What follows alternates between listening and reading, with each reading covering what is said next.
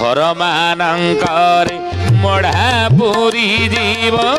तोली न पारिबे केही स्वान श्रुवालंक दिवस बाहिब नयने देखिब तोही।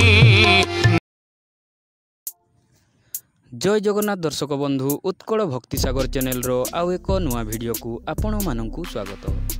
दर्शक बंधु 600 वर्ष तले महापुरुष माने लेखि देई जाइछंती कलिजुगर भविष्यत मालिका। 2024 मसीह कौन सबु घटना घटिबो आसंतु शुणिबा मालिका प्रवचक श्री प्रमोद पृष्टि महोदयंक श्रीमुखर। महापुरुष शिशु अनंत मालिकार नाम है कलिजुग मालिका। इथे कौन लिखिले बोले 23 अंकरे ओडिशा देश रे होइबा जाड़ा गहड़ा होइबा जाड़ा गहड़ा हे सुजाने होइबा जाड़ा गहड़ा। 24 अंकरे गुप्त मारेणी सुनबी न तार बाल सोना सुजाने गुणी बेड़ा काल आसी लानी हे सुना सुजाने गुणी। सुंदर भाव देखंतु बुझे देले ई कथा को भगवान कृष्ण कहउचनी गरुड़ आगरी हे विनता नंदन गरुड़ मालिकार नाम कलिजुग मालिका बा कलिजुग गीता कहिले महापुरुष शिशु अनंत शिष्य बारंग आगरे ज्ञानी गुणी मंडली बोले 24 अंकरे गुप्त मारेणी शुण विनतार बाल गुप्त मारुणी सब हम ता अर्थ आगुरु जना नथिबा आपण आगुरु जना नथिबो अचिना रे केते मरिबे केही चिन्हिबे नहीं अच्युतानंद जे कहिले रामदासे बो जाई। अच्युतानंद जे कहिले रामदासे बोझाई। अच्युतानंद जे कहिले रामदासे बुझाई। अचिनारे बहुत लोक मरिबे जहाको गुप्त मारुणी बोली कहउचंती अचिनारे केते मरिबे केही चिन्हिबे नहीं। 24 आसीबो वर्तमान आपण देखुना सिक्किम रे बन्या अचानक आसिला सिक्किम रे बन्या आखि पिछुड़ा के सब भसई नहीं गला नहीं केते हमर सेना बाहिनी रे शिविर जवान माने चली गले ज्ञानी गुणी मंडली तेणु यही अचानक सब गुप्त मारुणी हम अचानक मृत्यु आसीबो प्राकृतिक विपर्य आकार रे अचानक गुप्त भाव रे मृत्यु आसीबो सब। तेणु से कथा को महापुरुष को 24 अंकरे गुप्त मारेणी शुण भी न तार बाड़ आ 24 मसीह ये गुप्त मारेणी आउरी जोरे हबो लेखिक रखुना आपण माने कहिले 24 अंकरे चामुंडा मातिबे जोग्निगण सहितेन घरे घरे पसी रक्त देवे शोषी बांटी नहीं पड़ा ग्राम बांटी नहीं पड़ा ग्राम हे सुजने बांटी नहीं पड़ा ग्राम बांटी नहीं पड़ा ग्राम हे सुजने बांटी नहीं पड़ा ग्राम। महापुरुष लिखिचने मालिका आमे कहूनु शिशु अनंत कलिजुग गीता मालिका लिखेले आपण मैंने देखिए ज्ञानी गुणी मंडली असंभव लगुले भयभीत आमको भयभीत ये पद गुड़िक करुले कि अप्रिय सत्य हूँ मालिका गाँ सब जोगिनी मैंने बांटी ने बोली मालिकार लिखिं आ से समय रे कौन हम गाँ मान बांटी नहीं कि चंडी चामुंडा माने कौन करेंगे ना घरे घरे बसी रक्त देवे शोषी विभिन्न भाव में मृत्यु हम से कौन गाँव रे परिस्थिति आसीबो ना गाँ के रहिबे 2-4 जण पवन आहार करी न मिलिब अर्ण न मिलिब जड़ मुखे बोलुथिबे हरि मुखे बोलुथिबे हरि हे सुजने मुखे बोलुथिबे हरि मुखे बोलुथिबे हरि हे सुजने मुखे बोलुथिबा हरि। महापुरुष लिखिले कहले बाबू रे सेतबेले गाँ के रहिबे 2-4 जण पवन आहार करी न मिलिब अर्ण न मिलिब जल मुखे बोलुथिबे हरि। अर्ण जल 24 मसीहा लेखिक रखनु अभाव रहिब बोलिए महापुरुष अच्युतानंद जी की निगुणी मंडली। महापुरुष कहते ये कथा कौथे ना मालिकार नाम है शिवकल्प नवकंड निर्घटे अच्युतानंद महापुरुष कहले सेतबेले घर मानंकरे मढ़ा पूरी जीव तोड़ी न पारिबे केही स्वान श्रुवालंक दिवस बाहिब नयने देखिबो तोही नयने देखिबु तुही हे सुजने नयने देखिबु तुही नयने देखिबु तुही हे सुजने नयने देखिबु तुही। घर मानकरे मढ़ा पुरी जीव तोड़ी न पारिबे केही स्वान श्रुगाल स्वान कहले कुकुर श्रुगाल कहले बिलुआ देव सभा हेब नयने देखिबो तो ये कथा महापुरुष मालिका लगे असंभव लगुले मत घटना घटियो बोली महापुरुष मालिका गारमाट दी जाइछन्ति ज्ञानी गुणी मंडली। पुणी महापुरुष से अच्युतानंद लिखिले मालिकार नाम तत्वबोधिनी रे कौन कहले कहले 23 जाई 26 आगत पृथ्वी रे होइब उल्कापात पृथ्वी रे होइब उल्कापात पृथ्वी रे होइब उल्कापात। मालिकार नाम है तत्वबोधिनी। ये तत्वबोधिनी रे अच्युतानंद महापुरुष कलिजुगर लोक मानक सतर्क करने शिष्य रामदास को चेतावनी दे कहते ए शिष्य रामचंद्र 23 जाई 24 आगत 23 मसीहा जाई 24 जिते आगत हम से पृथ्वी होइब उल्कापात ये पृथ्वी रे स्थाने स्थाने बहुत उल्कापात मान हेब आपण माने सेतेबेले देखिबे घटना आगु घटिबो आ सेतेबेले पृथ्वी होइब जेहाळ होणी काक कुकुर करुथिबे कळी काक कुकुर होइबे कत्र इंद्र बरसा करिबर कत इंद्र बरसा करिबर कत इंद्र बरसा करिबर कत। हरिदास कहिले पृथ्वी होइब जेहाळ होळी पृथ्वी रे हाळ होळी परिस्थिति सृष्टि हेब। आज देखुना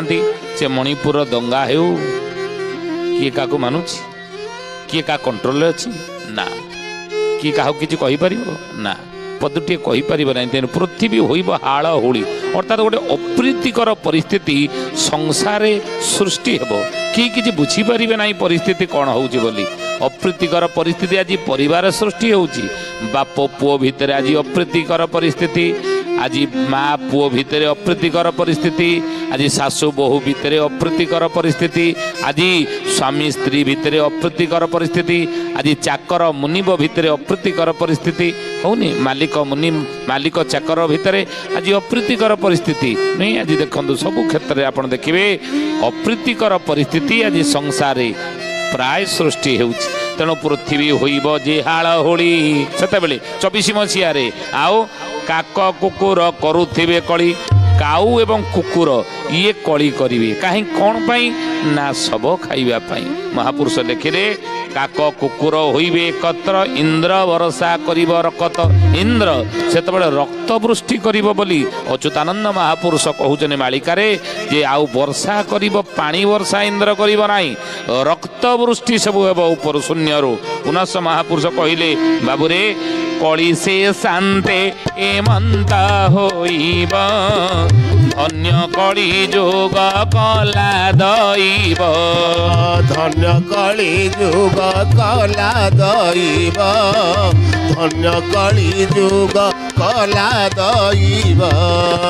କଳି ଶେଷାନ୍ତେ ଏମନ୍ତ ହୋଇବ ଆଉ ସେ ସମୟରେ କଳିଯୁଗର ଶେଷ ସମୟ ବୋଲି ତୁ ଜାଣିବୁ ହେ ରାମଚନ୍ଦ୍ର ଇଏ କଳିଯୁଗରେ ସେଭଳି ପରିସ୍ଥିତି ଦେଖାଦେବ ସେଭଳି ପରିସ୍ଥିତି ଦେଖା ଦେଉଛି ମଧ୍ୟ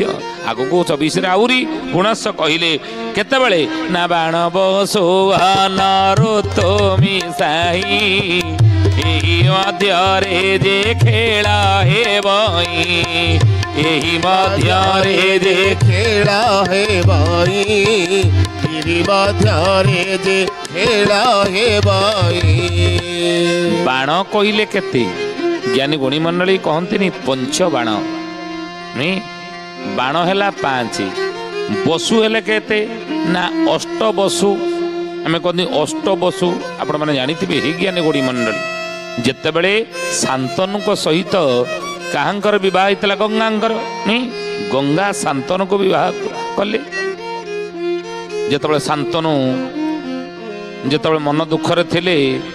ପଚାରିଥିଲେ এই ସମୟରେ କି ନା ସବୁବେଳେ ଗଙ୍ଗା କୂଳକୁ ଯାଉଥିଲେ ଗଙ୍ଗା କୂଳରେ ଗଙ୍ଗା ମାତାଙ୍କୁ ଦେଖୁଥିଲେ ଏବଂ ତାଙ୍କୁ ପତ୍ନୀ ରୂପେ ପାଇବା ପାଇଁ ମଧ୍ୟ ମନସ୍ଥ କରିଥିଲେ ଏବଂ ମନେ ମନେ ଯେତେବେଳେ ଏ କଥା ଜଣେଇଲେ ଗଙ୍ଗାଙ୍କୁ ଗଙ୍ଗା କହିଲେ ହଁ ମୁଁ ତୁମର ପ୍ରସ୍ତାବରେ ମୁଁ ରାଜି କିନ୍ତୁ ଗଙ୍ଗା କହିଲେ ଥିବି ଗାଙ୍ଗୀ କହିଲେ ମୁଁ ଆଉ ତମ ପାଖରେ ରହିବି ନାହିଁ ଗଙ୍ଗା ମାତା ଶାନ୍ତନୁକୁ ବିବାହ କରିଥିଲେ ଭୀଷ୍ମଙ୍କର ପିତାଙ୍କ ନାମ ଶାନ୍ତନୁ ନା ଜ୍ଞାନୀ ଗୁଣୀ ମଣ୍ଡଳୀ ଯିଏକି ଆପଣମାନେ ଜାଣିଥିଲେ ଦ୍ୱାପର ଯୁଗରେ ହସ୍ତିନା ରାଜା ଥିଲେ ଶାନ୍ତନୁ ଏବଂ ଶାନ୍ତନୁଙ୍କର ଗଙ୍ଗା ସହିତ ବିବାହ ହେଲା ଯେତେବେଳେ ଗୋଟେ ଗୋଟେ କରି ପୁତ୍ର ସନ୍ତାନ ଜନ୍ମ ହେଲେ ଇଏ ସବୁ ପୁତ୍ରକୁ ନେଇକି ଗଙ୍ଗା ଜଳରେ ଭସେଇ ଦେଉଥିଲେ ମା ଗଙ୍ଗା କହି ବଚନ ଦେଇଥିଲେ ପଦେ ହେଲେ କହିବେ ନାହିଁ ପଦେ ହେଲେ ପାଟି ପିଟିବେ ନାହିଁ ତାଙ୍କର କୌଣସି କାର୍ଯ୍ୟକୁ ପ୍ରତିବାଦ କରିବେ ନାହିଁ ପ୍ରତିଶ୍ରୁତି କଥା ଦେଇଥିଲେ ଶାନ୍ତନୁ ଗଙ୍ଗାଙ୍କ ନିକଟରେ ଗୋଟେ ଗୋଟେ କରି ସବୁ ପୁତ୍ରକୁ ଭସେଇ ଦେଲେ 7 ପୁତ୍ରକୁ ଭସେଇ ଦେଲେ କି ଏ ସୁଧି ଜାନେ ମା ଗଙ୍ଗା ଶାନ୍ତନୁ ଚୁପ୍ ହେଇଥିଲେ ଶେଷ ପୁତ୍ର ଯିଏକି ଦେବବ୍ରତ ଯାହାଙ୍କର ପରେ ନାମ ହେଲା ଭୀଷ୍ମ ତାଙ୍କୁ ଯେତେବେଳେ ଭସିବା ପାଇଁ ଯାଆନ୍ତି ଏଇ ସମୟରେ ଶାନ୍ତନୁ କହିଲେ ହସ୍ତିନା ସିଂହାସନ ପାଇଁ ଜଣୁ କ'ଣ ରଖିବନି ହେ ଗାଙ୍ଗୀ ସେଇ ପୁତ୍ରକୁ ଦେଇଥିଲେ ଗଙ୍ଗା ଶାନ୍ତନୁ ନିଅ ଆକୁ ରଖ ମୁଁ ଚାଲିଲେ ଆଉ ରହିବି ନାହିଁ ତେଣୁ ସେ ଯେଉଁ ପୁତ୍ରମାନେ ଥିଲେ ସେମାନେ କି ଅଷ୍ଟବସୁ ମା ଗଙ୍ଗା ଶାନ୍ତନୁଙ୍କ ଠାରୁ ଜନ୍ମ ହେଇଥିବା ସେ 8 ଜଣ ପୁତ୍ର ହେଉଛନ୍ତି ଅଷ୍ଟବସୁ ତେଣୁ ବସୁ କହିଲେ 8 ତେଣୁ ବାଣ କହିଲେ 5 ବସୁ କହିଲେ 8 ଘନ କହିଲେ 4 ଋତୁ କହିଲେ 7 ୟାକୁ ମୁଁ ହିସାବ କରିଦେଲେ କେତେ ହେବ ନା 2024 ମସିହା ମହାପୁରୁଷ କହିଲେ ଏଥି ମଧ୍ୟରେ ଯେ ଖେଳ ହେବ ଏଇ 24 ମସିହାରେ ଆପଣ ଖେଳ ଦେଖିବେ କଳିକି ଖେଳ କ'ଣ ମହାପୁରୁଷ କହିଲେ ଗୋପତ ମାରଣୀ ସଂସାର ବଳ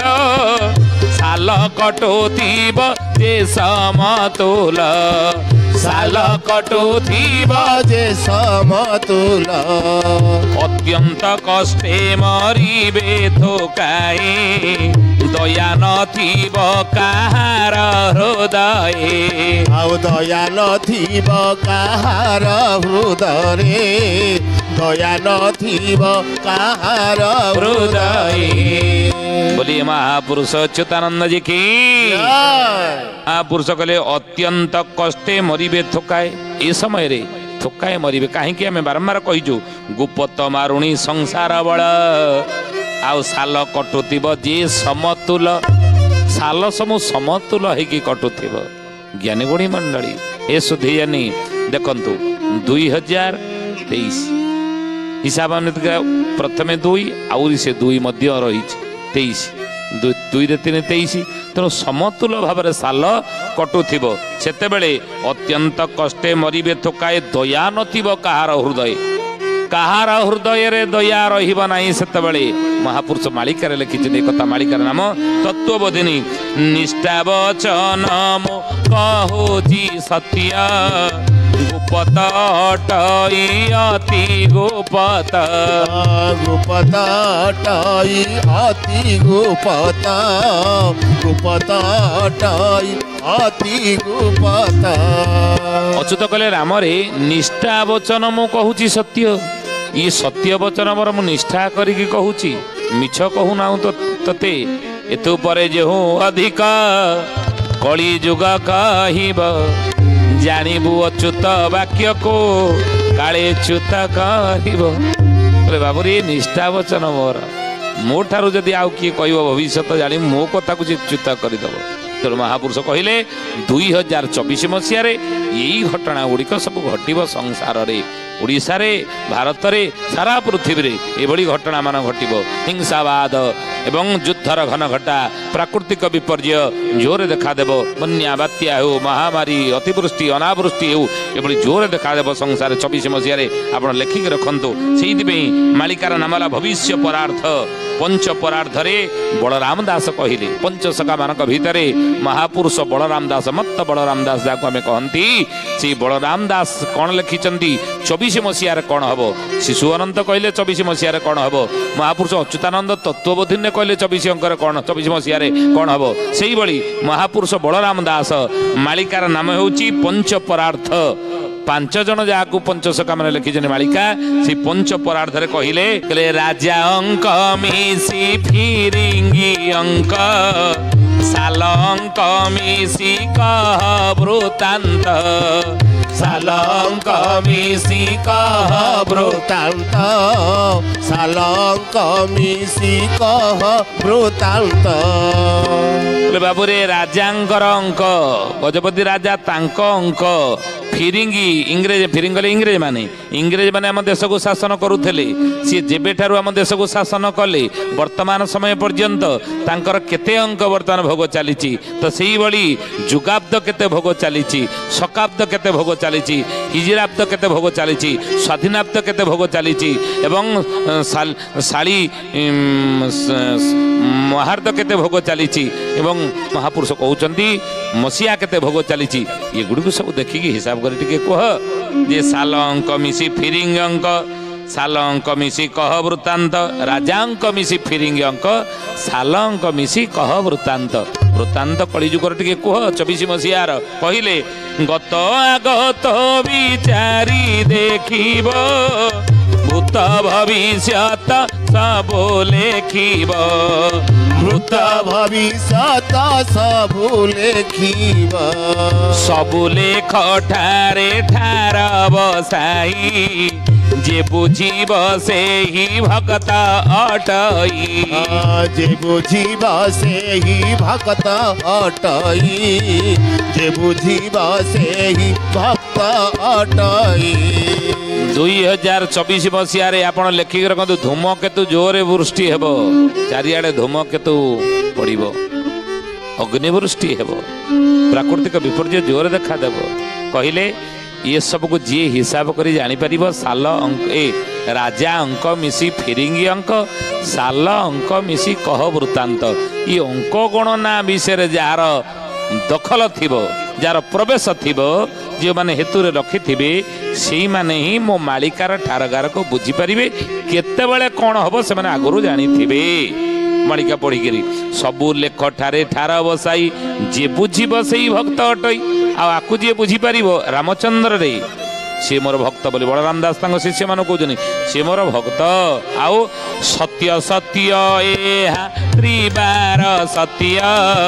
ଏ ଗ୍ରନ୍ଥ ପଢ଼ିବ ମୋହରି ଭକ୍ତ, ଏ ଗ୍ରନ୍ଥ ପଢ଼ିବ ମୋହରି ଭକ୍ତ, ଏ ତତ୍ତ୍ୱ ପଢ଼ିବ ମୋହରି ଭକ୍ତ। ସତ୍ୟ ସତ୍ୟ ଏହା ତ୍ରିବାର ସତ୍ୟ, ଏ ଗ୍ରନ୍ଥ ପଢ଼ିବ ମୋହରି ଭକ୍ତ। ସତ୍ୟ ଇଏ ସତ୍ୟ ଇଏ ସତ୍ୟ। ଏ ମାଳିକା କେଉଁମାନଙ୍କୁ ଭଲ ଲାଗିବ? ମୋର ମାଳିକା କେଉଁମାନେ ପଢ଼ିବେ? ମହାପୁରୁଷ ଲେଖିଛନ୍ତି ମାଳିକାରେ ବାରଣ ବେଳକୁ ସରବେ ଅଚ୍ୟୁତ ଘୋଷିବେ, ବାରବେ ଅଚ୍ୟୁତ ଘୋଷିବେ, ମୋର ଗ୍ରନ୍ଥ ପଢ଼ି ସବୁ ଜ୍ଞାନୀ ବୋଲାଇବେ, ସବୁ ଜ୍ଞାନୀ ବୋଲାଇବେ। ବାରଣ କହିଲେ କଳିଯୁଗ ଶେଷ ବେଳ ଯେତେବେଳେ ହେବ, ରାମରେ ଯେଉଁମାନେ ମାଳିକାକୁ ଅବିଶ୍ୱାସ କରୁଥିବେ, ଯେଉଁମାନେ ମାଳିକାକୁ ବିଶ୍ୱାସ କରୁନଥିବେ, ଯେଉଁମାନେ ମାଳିକା ଶୁଣୁନଥିବେ, कि मालिका कहूनथिबे अन्य कथा कहूथिबे कि जेतले शेष बेल आसीब समस्ते अच्युत घोषिबे मो माली मोर ग्रंथ पढ़ी सब ज्ञानी कली जुगर बोले मालिका उपर समस्त विश्वास आसो कहीं जहाँ कहुला संसार ता घटना हटुची बोली देखिए विश्वास आसो आते महापुरुष कहले मोर कोठ धन निशे मुकोला होइब बाबू मुकुला होइब वैष्णव धर्म बाबू क्षणे नाश जीव बाबू क्षणे नाश जीव कहले बाबू रे मोर कोठ धन मुकुला हो मालिका सबटे खोला हो समस्ते मालिका उपर विश्वास करेंगे पढ़े जानवे शुणे से समय केत 24 मसीहा धूमकेतु हबोष्टि हम प्राकृतिक विपर्य संसार जोर हम आप देखिए बर्तमान हूँ आगु को 24 मसीहार जोर हम तेणु महापुरुष से कहले बाबू रे ये हूँ 23 गते 24 आगत ये घटना संसार घटब। दर्शक बंधु भिडियोटी जदि आपण मानकु भल लागिला लाइक शेयर करिवे आउ आम चैनल टी को सब्सक्राइब करदेवे। धन्यवाद।